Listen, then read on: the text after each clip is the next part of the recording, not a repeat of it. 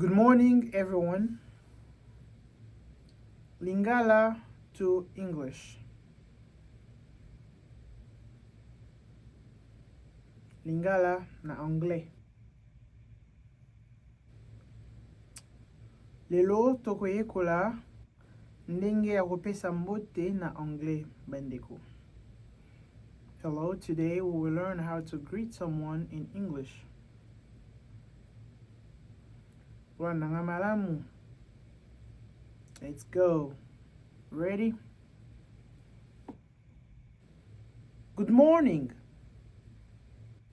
Mbote.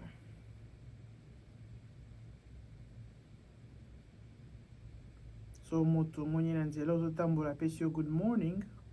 Yango nde ezali mbote, ozongisa pe good morning. Ndeka tolobaka mbote, ozongisi mbote. Good morning. Good morning. Good morning. How are you? Ozali ndenge nini? Tope na mokuse nde tolobaka boni. How are you? Boni. How are you? Boni. Ozali ndenge nini?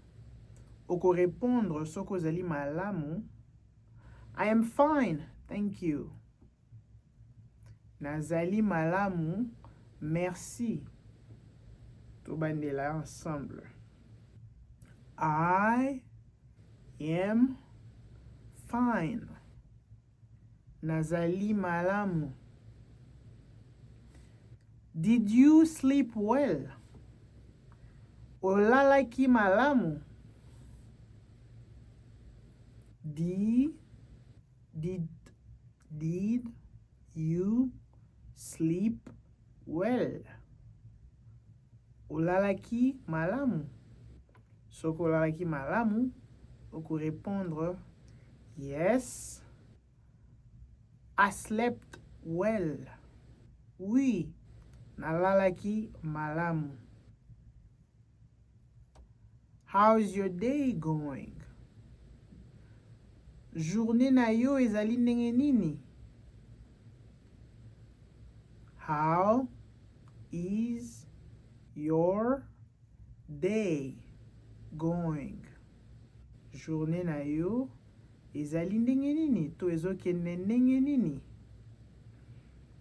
Soki journée na yo ezokende malamu, okozongisa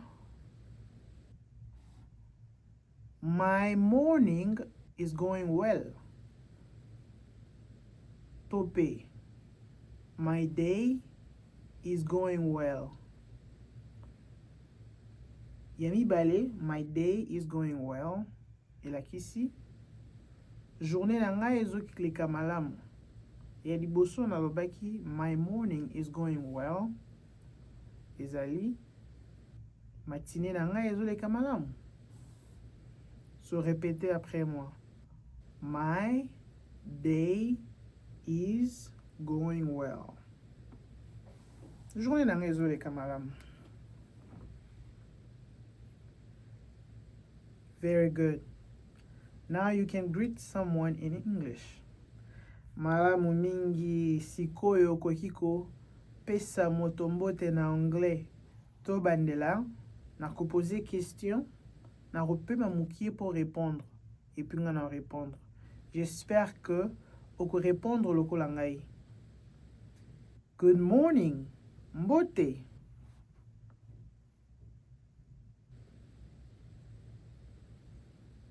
Good morning. Mbote. How are you?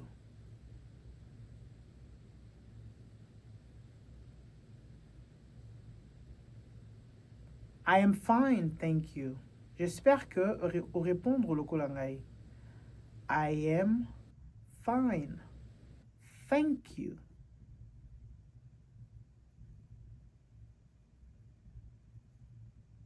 Did you sleep well?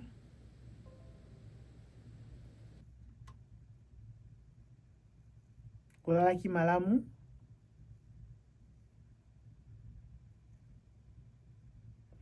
Yes, I slept well. Oui, nalalaki malamu. How's your day going? Journée na yo ezoleka ndenge nini?